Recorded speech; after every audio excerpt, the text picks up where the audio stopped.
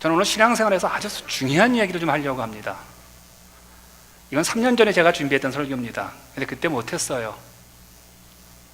못 알아듣기 때문에요.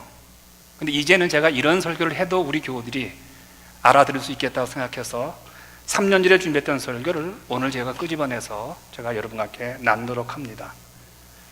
이 설교는 어쩌면 여러분뿐만 아니라 제 CD라든지 인터넷에 일설명과 방송을 듣는 이 지역에 있는 모든 이민교회들과 성도들이 반드시 들어야 될 설교이기도 합니다.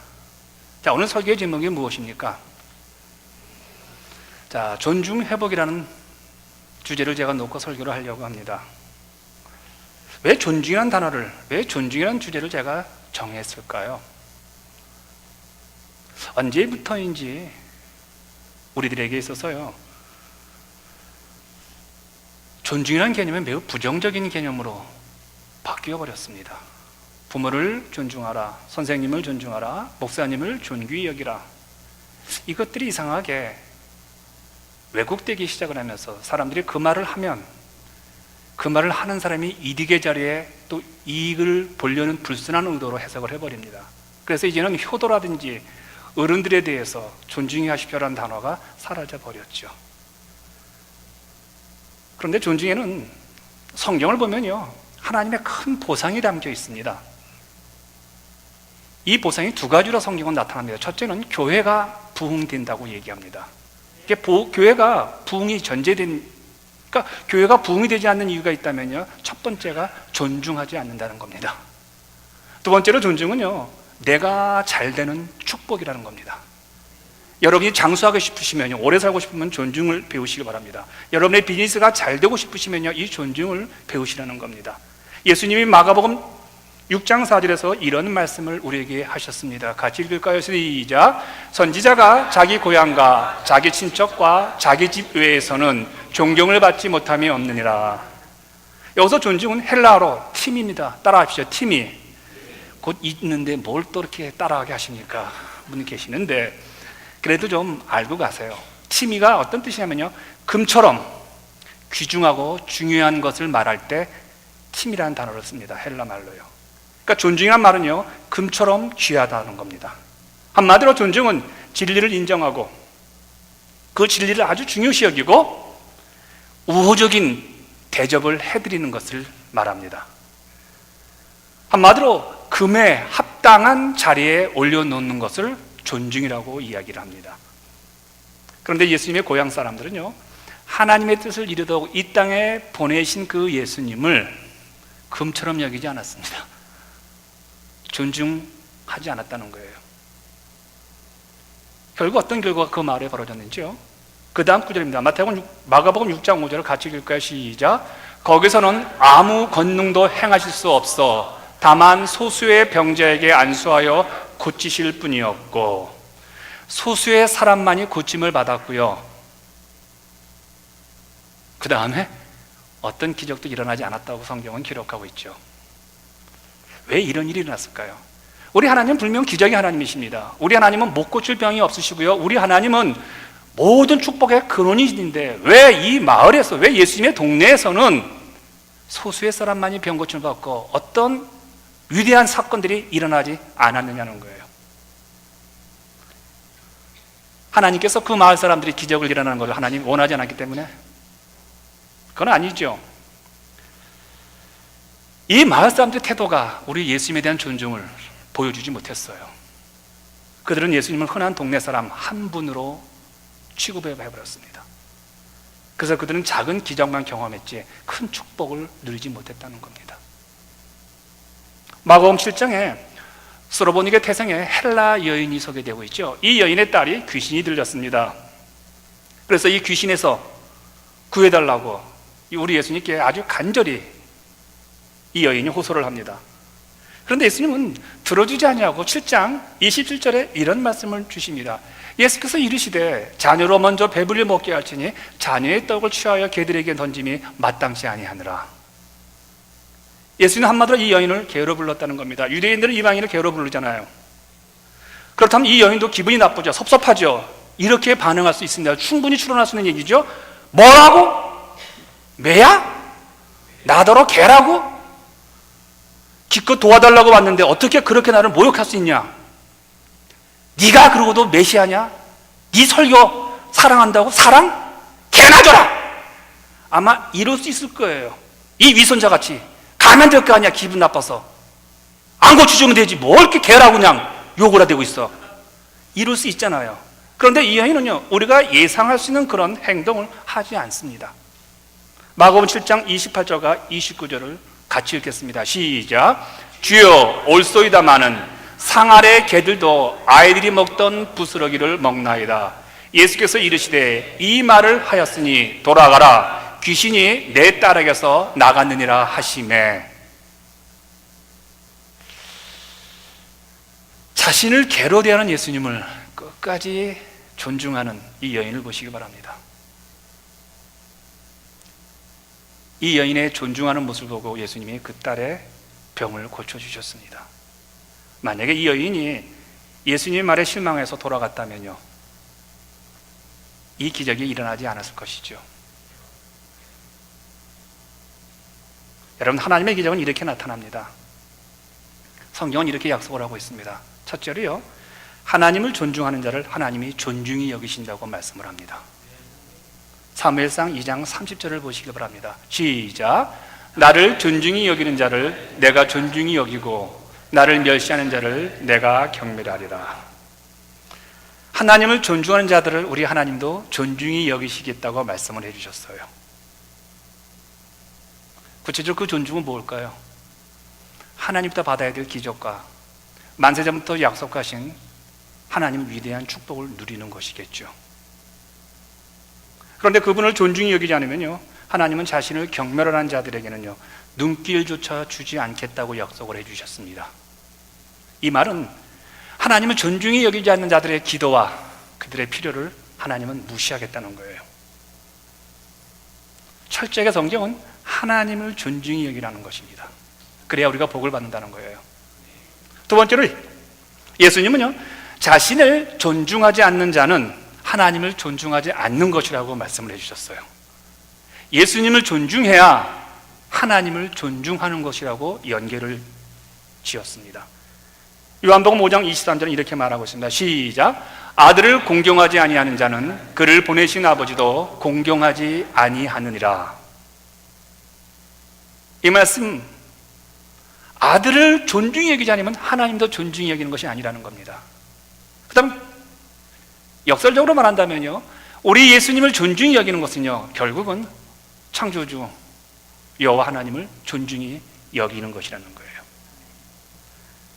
그런데 그렇게 하나님을 존중하는 것으로 연결되어지고 이어지는, 보이지 않는 하나님을 보이는 예수님을 존중히 여긴 것으로 말미암아 우리는 하나님을 존중히 여긴다고 이어갈 수 있는데, 그 예수님이 십자가에서 죽으시고 3일 만에 부활하시고 하늘로 승천하셨습니다.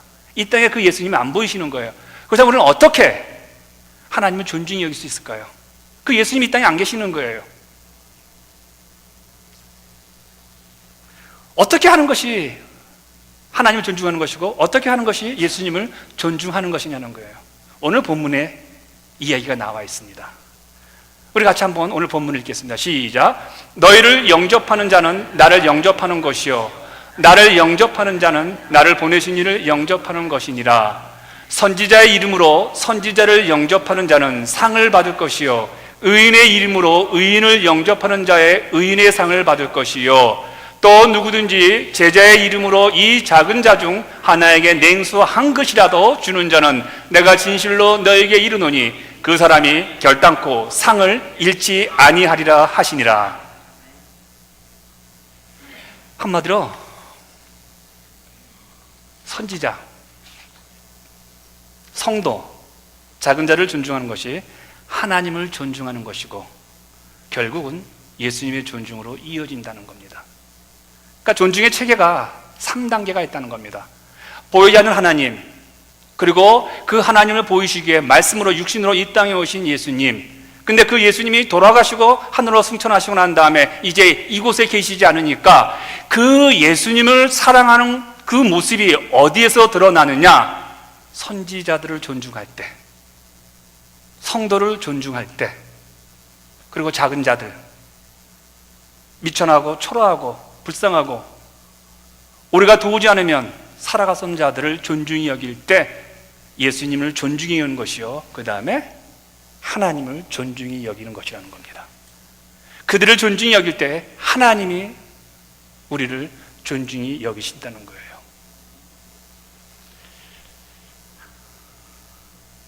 선지자로 질서가 이어지는 걸 보게 되어지죠. 자, 첫째는 하나님을 존중히 여기라고 했습니다. 두 번째는 예수님이라고 했습니다. 세 번째는요, 그렇다면 선지자입니다. 선지자들을 존중히 여기라고 합니다.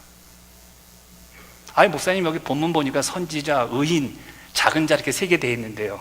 예, 세 개가 되어 있지만 우선권이 첫 번째가 선지자잖아요. 여기서 선지자라고 예수님이 부르신 것은요, 당시 신약 성경이 없었기 때문에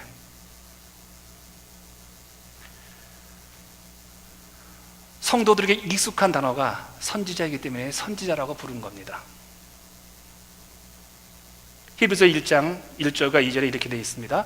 옛적의 선지자들을 통하여 여러 부분과 여러 모양으로 우리 조상들에게 말씀하신, 그러니까 선지자들이 하는 일이 뭡니까? 말씀하신. 선지자들이 하는 일은요, 말씀의 대언자입니다. 말씀의 대변자면 누구? 우리 하나님의 대변자라는 거예요. 선지자가. 그러니까 구약의 선지자들은 하나님의 말씀의 대변자 역할을 했음을 알 수 있죠.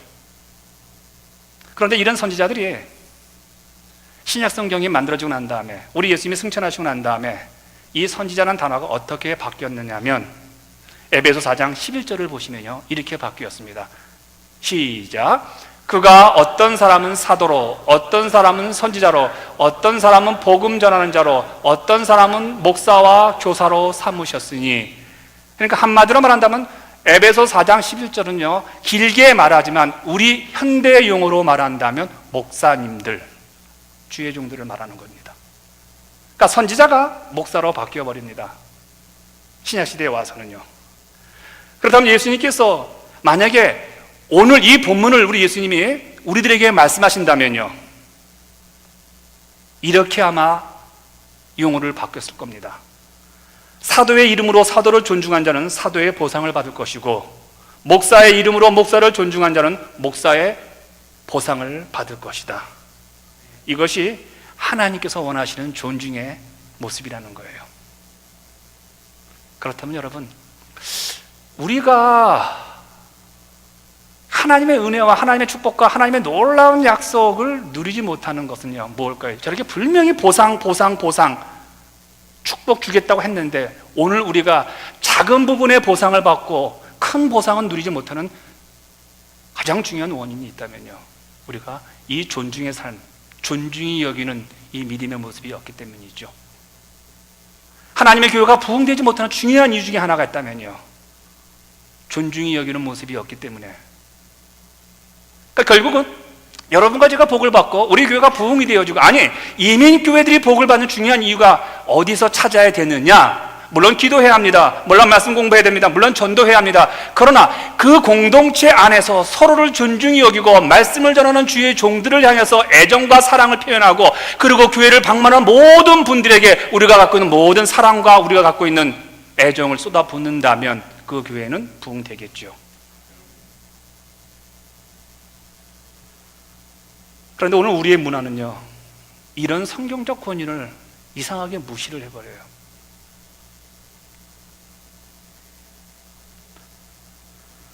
더 걱정스러운 것은요, 일반 사회는 그렇다고 해요. 세상은 어차피 교회를 무시하니까요. 세상은 어차피 주의 종들을 무시하니까요. 그런데 신자들 사이에서 이 권위가 경멸을 받고 있다는 거예요. 여러분들이 교회를 얼마나 사랑하십니까?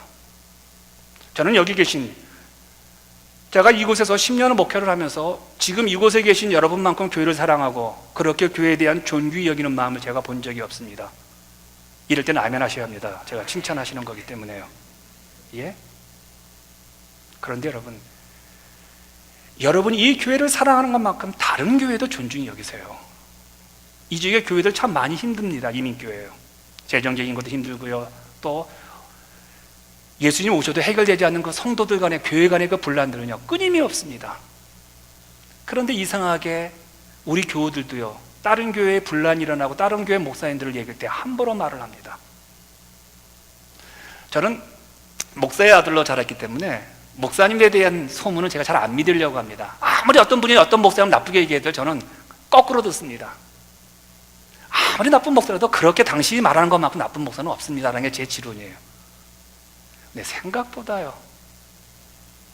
이 이민목회에는 많은 목사님들도 그렇고요, 교회들도 그렇고요, 상호간에 다른 목사님에 대한 얘기를 함부로 말하고 다른 교회에 대해서 함부로 말을 합니다. 최근에 이 지교회 오래전에 교회를 개척하고 좀 건강한 교회를 하다가 조금 한 몇 년 전부터 주춤한 교회가 있습니다. 그 교회 목사님이 이제 사임을 하셨죠. 소문이 이상한 소문이 났습니다. 그 목사님이 재정적인 비리로 인해서 교회를 그만두는 것이다. 물론 그럴 수도 있겠죠. 저도 워낙 돈 한 푼도 안 썼는데 더가 우리 교회에서 한 50만 불 썼다는 소문이 제가 누렸기 때문에 뭐 그럴 수 있겠다라고 했는데, 그래도 제가 알고 있는 그 목사님들이 기본적인 것은 그건 아닐 텐데 라고 해서 제가 어떤 분이 이렇게 그런 얘기를 하면서 그렇대요 라고 하더라고요. 그래서 내가 아니겠죠. 아마 뭔가 오해가 있었을 겁니다. 근데 양 목사님 잘 모르서 그런데요. 물론 저는 이 교계에 돌아가는 거 잘 모릅니다. 잘 안 나가니까요. 그러나 저는 기본적인 게 있습니다. 그건 아닐 거다. 그렇다 할지라도 그렇게 당신과 내가 욕할 것은 아니지 않습니까? 그건 하나님의 영역이죠.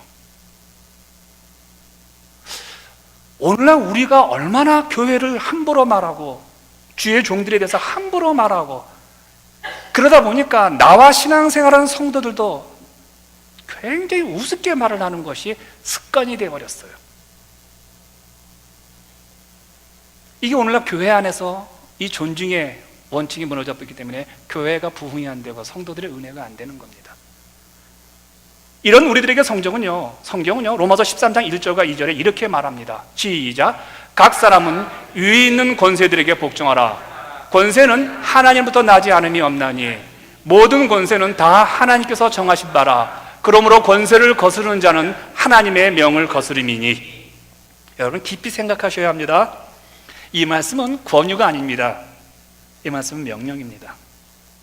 각 사람이란 말에서 알 수 있듯이요, 어느 누구도 우리 주 예수 그리스도를 구세주로 주님 영접한 사람들은 이 말씀 앞에 복종해야 합니다. 예수님의 이름을 부르는 자들은요, 위의 권위들을 순종하라는 거예요. 몇 주 전에 우리 교회 한 집사님으로부터 이메일을 제가 받았습니다. 그분의 허락을 받고 소개를 합니다. 어제 많이 피곤하신 것 같았는데 편히 주무셨지요. 어떻게 알았지? 어제 사모님께서 목사님께 쓰신 글 정말 감동이었습니다. 소유권을 하나님께 이전하라는 목사님 설교 말씀은 정말 더 좋았습니다. 요즘 목사님에 대하여 여러 번 생각을 합니다. 목사님께 대한 대우, 의전, 이런 것들입니다. 지난번 뮤지컬 사진 찍을 때 목사님을 빼고 찍은 것, 물론 리허설 중에 찍은 것이라 그럴 수도 있지만 정말 목사님께 죄송하더라고요. 그리고 어제 점심시간에 제가 배가 고파서 먼저 줄을 서서 밥을 가지고 테이블로 왔는데 우리 목사님께서 맨 줄 끝에 서 계시더군요. 많이 민망했습니다. 그 외에도 제가 여러 가지 목사님에 대한 생각들이 많이 있었습니다. 목사님께서는 한국의 목사님들처럼 섬김을 받는 것이 편하신지요? 예를 들면 식탁에 앉아 계시는데 여자 성도님이 와서 점심을 다 갖다 놓고 그거는 서빙을 해드리는 것을 원하시는지요? 아니면 지금처럼 자연스럽게 아메리칸 스타일인 미국 목사님처럼 하시는 것이 편하신지 궁금하기도 합니다. 그래서 목사님에 대한 여러 가지 의전 문제를 생각하게 합니다. 조금은 우리들 교회와 성도들이 뭔가 변해야 한다는 생각이 있습니다. 너무 거부감과 거리감을 줄 정도의 권위주의는 아니더라도 말입니다. 참 고마웠습니다. 저는 권위주의는 아주 싫어하는 사람입니다. 그러나 목사에 대한 권위만큼은 생명처럼 지킵니다. 어떤 선만큼은 제가 물러나지 않는 거 여러분도 아마 보실 겁니다. 또 지난주에는 몇 분의 성도들이 전화를 주셨습니다. 목사님 미안합니다. 저는 좋은 차를 타고 다니는데 목사님 차가 그런 상태인 줄 몰랐습니다. 목사님 이번에 좋은 차 사세요. 살려고 합니다. 미안하다고 합니다. 자기들이 좋은 차 탔다고.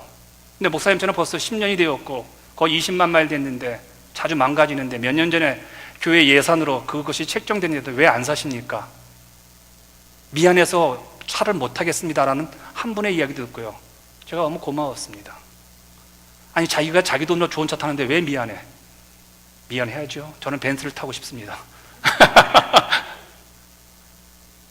그분들의 마음, 저를 귀하게 여기는 마음들을 제가 보면서 굉장히 미안하고 부끄럽고, 그러나 한편으로는 참 감사한 마음이 들었어요. 이분들의 모습을 보면서 제가 이런 말씀이 생각이 났습니다. 디모데전서 2장 1절과 2절의 말씀입니다. 같이 읽을까요? 시작. 내가 첫째로 권하노니 모든 사람을 위하여 간구와 기도와 도고와 감사를 하되 임금들과 높은 지위에 있는 모든 사람을 위하여 하라. 이는 우리가 모든 경건과 단정함으로 고요하고 평안한 생활을 하려 함이라. 여기 보시면요, 성도가 평안한 삶이 언제 오냐는 거예요. 우리 마음 가운데 피스풀한 그런 마인드가 언제 생기냐는 거예요. 우리 마음 가운데 세상의 염려와 세상의 모든 그런 어떤 흔들어대는 것 가운데서 흔들리지 않는 견고한 믿음의 태산과 같은 그런 모습이 언제 생기냐는 거예요. 언제 생길까요? 저 말씀을 한번 들어보시기 바랍니다.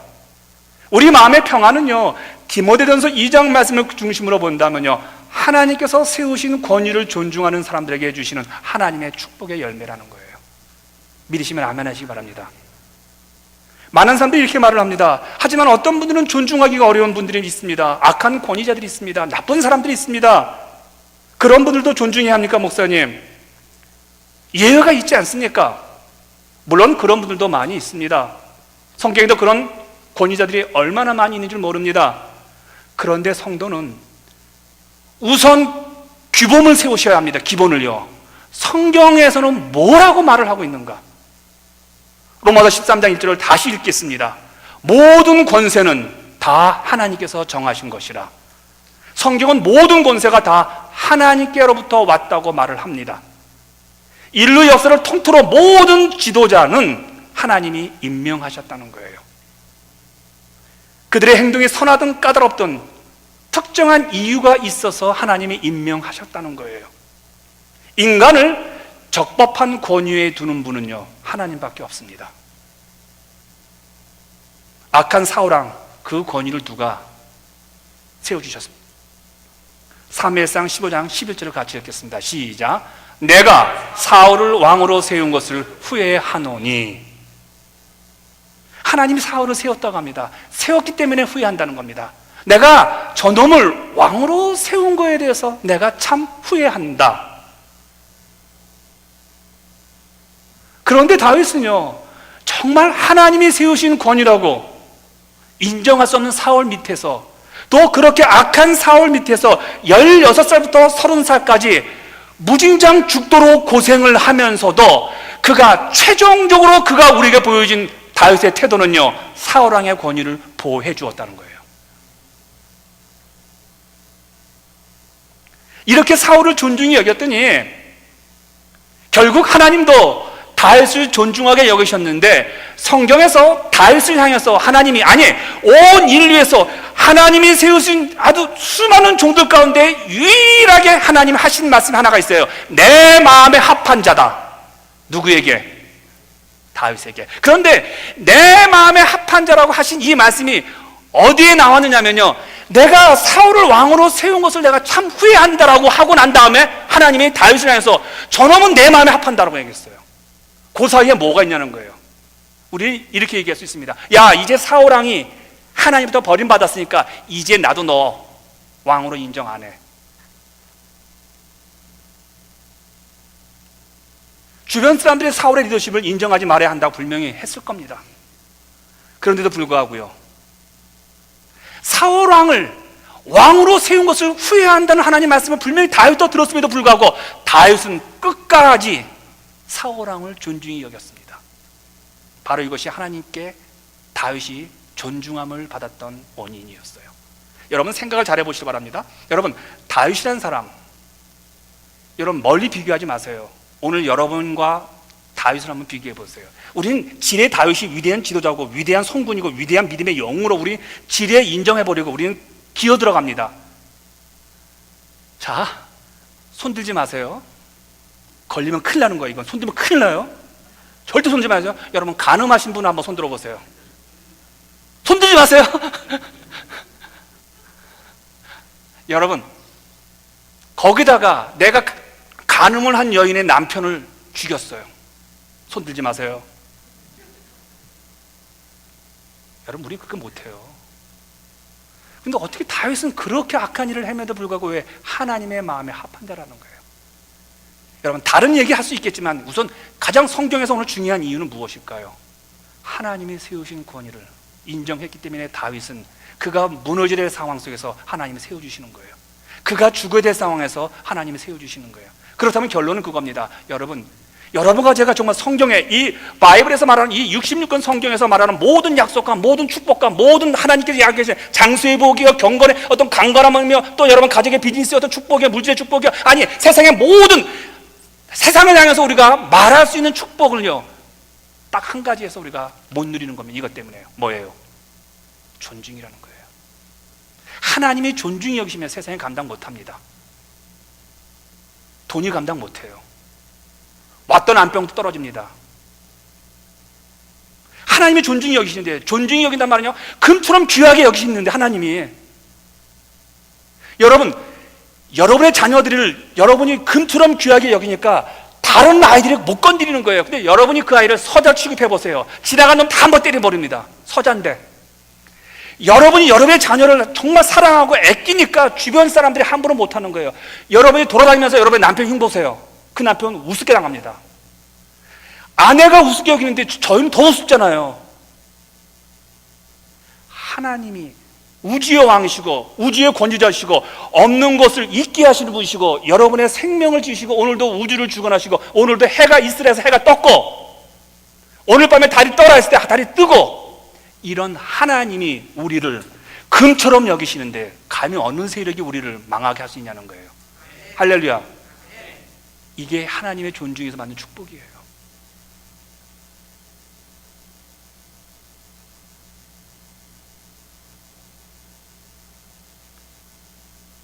그러므로 여러분이 잘 되기 위해서, 또 우리 교회가 잘 되기 위해서 여러분, 하나님의 종들을 존중하시기를 바랍니다. 하나님께서 기름 부으신 종들은요, 나이가 어리든 여러분 함부로 말씀하지 마시고, 그가 사랑의 빚을 지고 평생을, 내가 전도사 시절에, 내가 목사 시절에, 내가 부목사 시절에 내가 이런 대접을 받으면서 정말 나이가 지긋하신 분이 목사님 하면서, 그럴 때 그 주의 종들은요, 교회를 함부로 말하지 못하고 성도들을 귀하게 여기는 마음이 생길 겁니다. 디모데전서 5장 17절 18절에 이렇게 말하고 있습니다. 같이 읽을까요? 시작. 잘 다스리는 장로들은 배나 존경할 줄로 알되 말씀과 가르침에 수고하는 이들에게는 더욱 그리할 것이니라. 성경에 일렀으되 곡식을 밟아 떠는 소의 입에 망을 씌우지 말라 하였고 또 일꾼이 그 싹을 받는 것은 마땅하다 하였느니라. 잘 다스리는 장로들은 배나, 또 나와요. 여기서 주의 종들에게 다른 지도자들이 하는 것보다 갑절의 존중을 보여한다고 말을 합니다. 교회 지도자들에게 말하고 행동할 때는 더 없는 존중의 태도로 말을 하라고 하죠. 그럼 우리가 왜 이렇게 해야 됩니까? 하나님께서 원하시기 때문에 그렇습니다. 그리고 이렇게 했을 때 하나님부터 보상을 받기 때문에 그렇습니다. 우리가 받는 축복이 큰 것이냐 작은 것이냐는요, 우리가 권위를 중시하는 정도에 달려 있습니다. 주의 종들에게 부당한 대접을 받는다 할지라도 계속 순종의 자리에 놨는다면 그거야말로 최고의 존중의 모습이겠죠. 왜냐하면 나를 부당하게 대하는 사람들을 계속 귀하게 대하는 그 마음으로 하나님을 경외할 때만 이 일은 가능하기 때문에 그렇죠. 이제 여러분에게 중요한 질문을 하겠습니다. 하나님은 여러분을 학대하시는 분일까요? 하나님은 여러분의 인생을 힘들게 하시는 분일까요?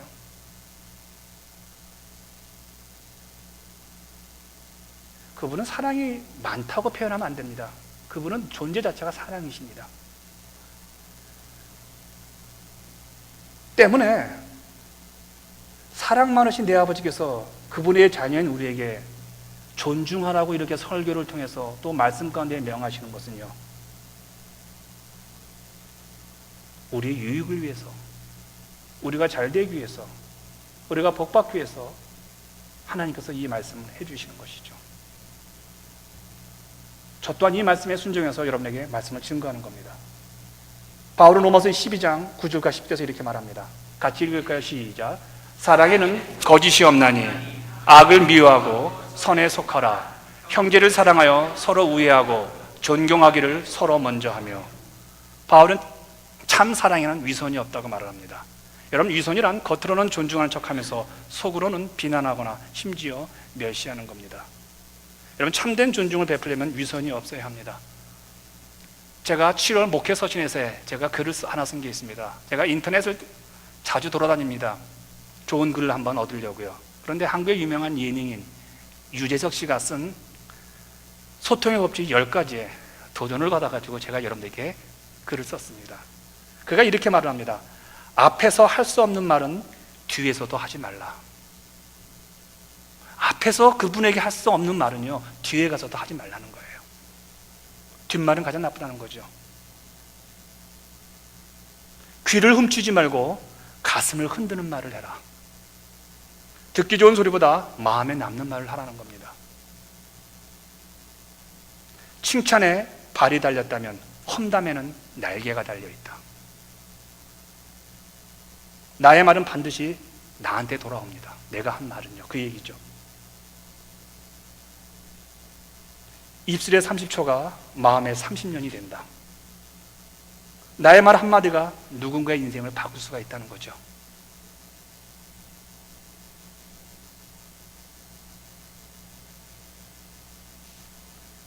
성경도, 저는 이 친구가 예수를 믿는지 모르겠어요. 이 친구가 시편을 읽었는지 모르겠어요. 시편 34편 11절과 14절에 이렇게 나옵니다. 시작. 내가 여호와를 경외하는 법을 너에게 가르치리로다. 내 혀를 악에서 금하며 내 입술을 거짓말에서 금할지어다. 악을 버리고 선을 행하며 화평을 찾아 따를지어다. 성경이 요구하는 이 순종 앞에 저는 좀 속상했어요. 유재석이라는 예능인이 참 유능하다는 생각을 해봤어요. 참 말을 멋있겠다. 앞에서 할 수 없는 말이라면 뒤에서도 하지 말라. 이건 참 진리인 것 같아요. 예능인이 그 정도 말을 했다면 모르겠어요. 그분이 인격과, 근데 이 정도 글을 쓰는 거 보면 굉장히 인격적으로 성숙한 사람 같아요. 여러분과 저는 하나님의 자녀 아니에요.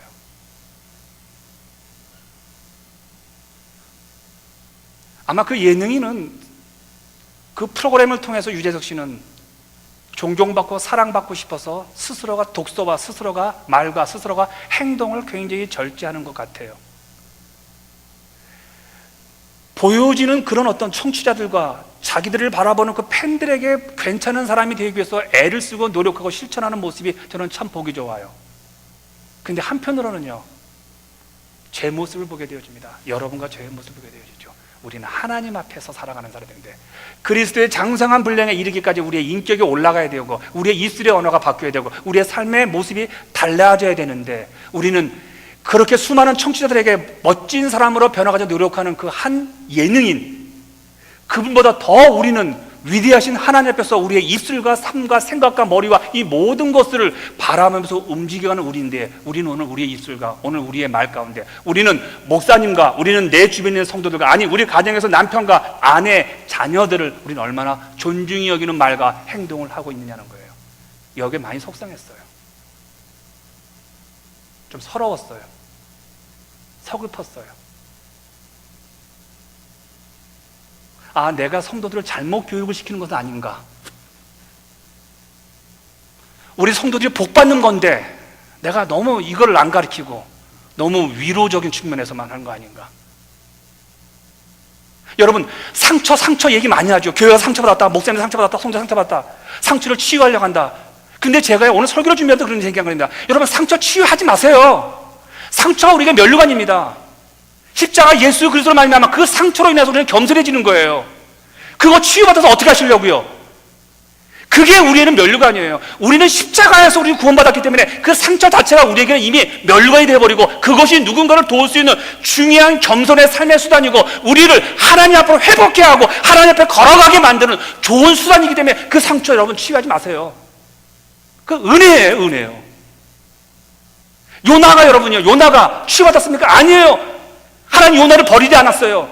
요나가 하나님 떠났는데 불구하고요, 요나는 3일 동안 뱃속에 들어갔잖아요. 그런데 우리의 생각이라면 하나님이 그 요나를 버리셔야 될 거 아니에요. 요나는 상처받았을 거 아니에요. 뱃속에 들어갔기 때문에. 그런데 요나는 그 상처로 인해서 하나님의 은혜와 하나님의 사랑과, 하나님은 사람을 사용하시는데 그 사람을 바로 자기라는 사실을 깨닫게 됩니다.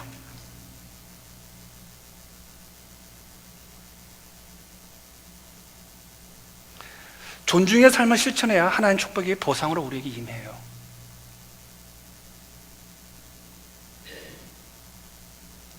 이렇게 설교를 마치고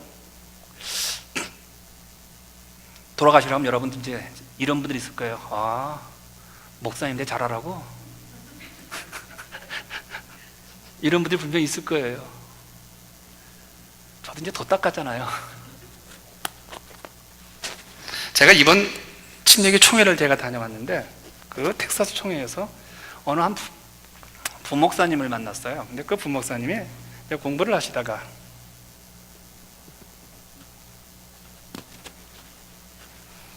공부를 마치고 이제 텍사스 어느 교회에 부목으로 들어가셨는데, 이제 F1 비자로 계시다가 그 교회에서 영주권을 아마 해주는 것 같습니다. 근데 영주권을 주면서 이제 많이 부려먹는 것 같아요. 뭐 사례비도 얼마 안 주고. 그래서 이제 그 목사님이 힘드니까 담임 목사님한테 가서, 목사님 좀 더 주셔요. 제가 일주부터 뭐 월요일부터 쉬는 날도 없이 교회 봉사하고 운전도 하고 막 그러는데. 그러니까 목사님이 그랬대요. 야, 너 말고 여기 올 사람 많어. 그러니까 영주권 주는 게, 영주권 그걸로 이제 이렇게 굉장히 상처가 되는 거예요, 그 부부가요. 그러면서 저한테 이제 얘기를 쭉 하는데, 제가 뭐라고 얘기를 했겠습니까? 끝까지 목사님한테 잘해라.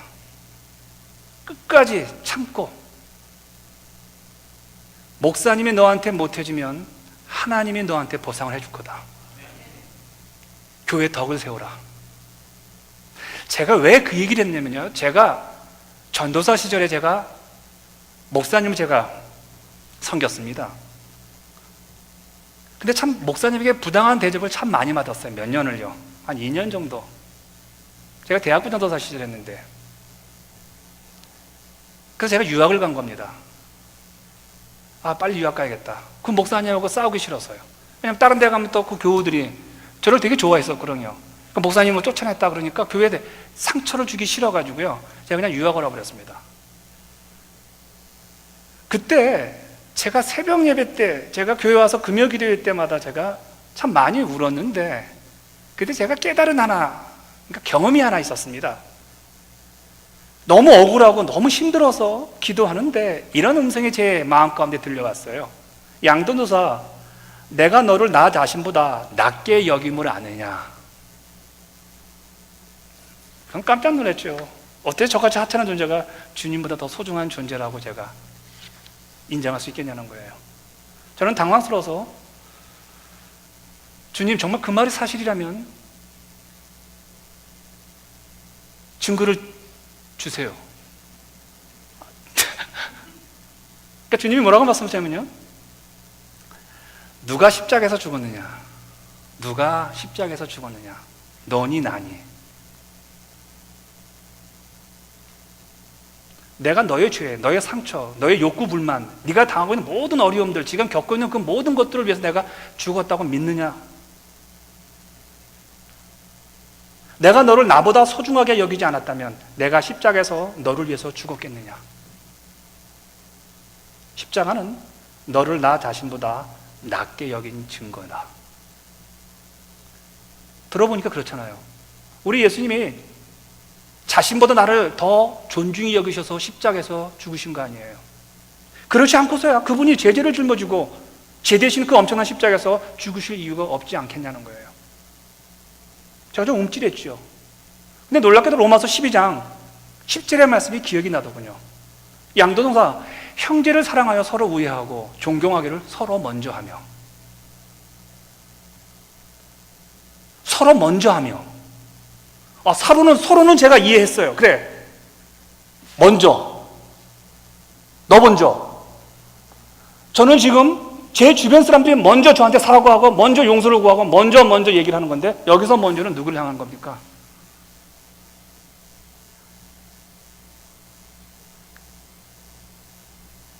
나는 내 형제 자매들을 내 자신보다 낮게 여기고 존중한다. 주님이 다시 이렇게 말씀하시는 거예요. 그런데 왜 너희는 서로를 사랑하지 않고 존중히 여기지 않는지 나는 너무 가슴이 아프다. 내가 존중히 여겨서 너희들을 위해서 죽었는데, 내가 죽은데, 내가 너희들을 너무 소중히 여겨서 죽었는데 왜 너희들은 서로 존중히 여기지 않느냐는 거예요.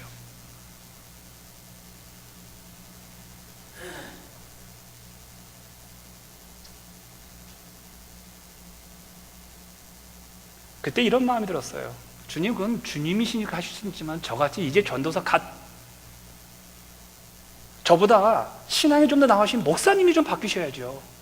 목사님 저한테 오셔서 좀 사과하셔야죠. 저 집사님이 사과하셔야죠. 제 아내가, 제 남편이 사과하셔야죠. 저는 연약하고 자꾸 시험 들어서 다른 사람 존중할 수 없습니다. 이런 무리한 요구하지 마세요. 아마 이런 마음이 제 안에 들었던 것 같아요. 그래서 그런지 로마서 5장의 말씀이 생각이 나는 거예요. 같이 읽겠습니다. 시작. 우리에게 주신 성령으로 말미암아 하나님의 사랑이 우리 마음에 부음받음이니, 우리가 다른 사람을 더 낮게 존중할 수 있는 사랑의 능력이 우리에게 주어졌다고 얘기합니다. 이미 내 안에 성령의 내주하심으로 말미암아 우리는 누군가를 사랑할 수 있고 누군가를 존중해 줄 수 있고 누군가를 높일 수 있는 힘이 우리 안에 있다고 성경은 말하고 있는 거예요. 다시 말한다면요, 내가 예수 믿고 싶어서 믿는 게 아니잖아요. 내가 신앙생활을 하고 싶어서 신앙생활하는 거 아니잖아요. 내가 봉사하고 싶어서 이 교회에 봉사하는 거 아니잖아요. 내가 누군가를 사랑하고 싶어서 사랑하는 거 아니잖아요. 내가 예수 믿은 것도 성령의 강권하심이요, 내가 이 교회에 출석하는 것도 성령의 은혜예요. 내가 봉사하는 것도 성령의 은혜가 아니겠냐는 거예요.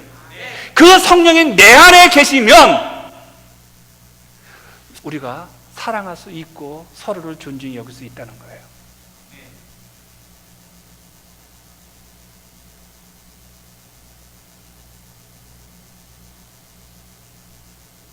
성령의 내주하심이 우리가 사랑할 수 있고 존중히 여길 수 있는 보증이 된다고 성경은 이야기하고 있죠. 이게 제가 3년 전에 설교 내린 결론이었습니다. 그때 이 설교 못했어요. 왜 못했을까요? 못 알아들었어요. 그렇다면요, 지금은 알아들어요. 왜요? 여러분, 이제는 사랑하십시오. 서로 존귀 여기세요. 이제는 할 수 있잖아요.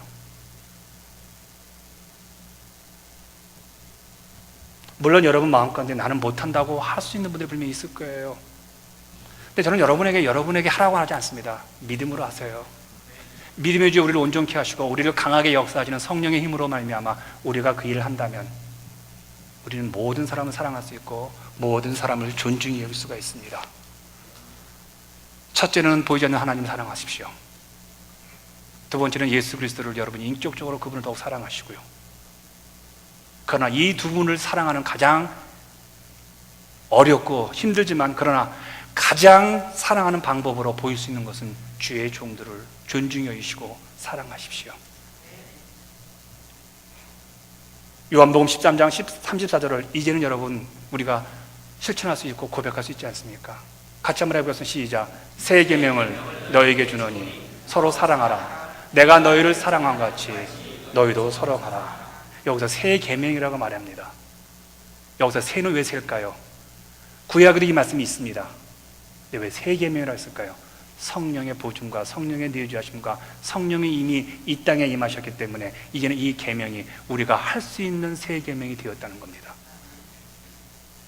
이제는 이렇게 한번 예수를 믿어보셔서 여러분 우리 교회를 한번 이렇게 세워보시고요, 여러분이 지금까지 못 누렸던 하나님의 축복들을 이렇게 한번 누려보시길 바랍니다. 나는 왜 요것만큼만 복을 못 누릴까? 원인은 하나입니다. 내가 존중히 여기지 않았기 때문에 그렇습니다. 혹시 이 순간도 누군가를 미워하시고 누군가의 부담이 되시고 누군가가 원망스럽고 누군가가 그렇다면 여러분 성경으로 돌아가시길 바랍니다. 저 사람이 아니라 나부터요. 우리 이 시간 주께서 우리에게 말씀하신 다른 사람의 얘기가 아니고 우리 주님께서 말씀하신 말씀입니다. 마태복음 18장 16절에서 10절에서 이렇게 말합니다. 나를 믿는 이 작은 자 중 하나를 실족하게 하면 차라리 연자 맷돌이 그 목에 달려서 깊은 바다에 빠뜨려진 것이 나으니라. 주의 말씀입니다. 우리 교회들은 어느 누구도 이 존중의 영역에서 이탈되지 않기를 소망합니다. 그러려면 여러분, 지난 40년, 이제 새로운 40년을 가나안 땅에 들어온 우리들이 이 땅을 정복하고 교회를 새롭게 새로 나가고 하는 방법은 딱 하나밖에 없습니다. 존중히 여기십시오. 그 존중함으로 이 교회가 존중하는 교회가 되어지고 이 교회에서 사역하는 모든 목사들이 마음껏 주의 말씀을 눈치 보지 않고 증거할 수 있고, 그리고 그 목사들의 사랑을 통해서 여러분 스스로가 성경에 약속된 그 모든 복들을 누릴 수 있는 그런 패러다임, 그런 부메랑의 은혜와 축복들이 우리 교회 가운데, 여러분 가운데 넘치기를 축복합니다.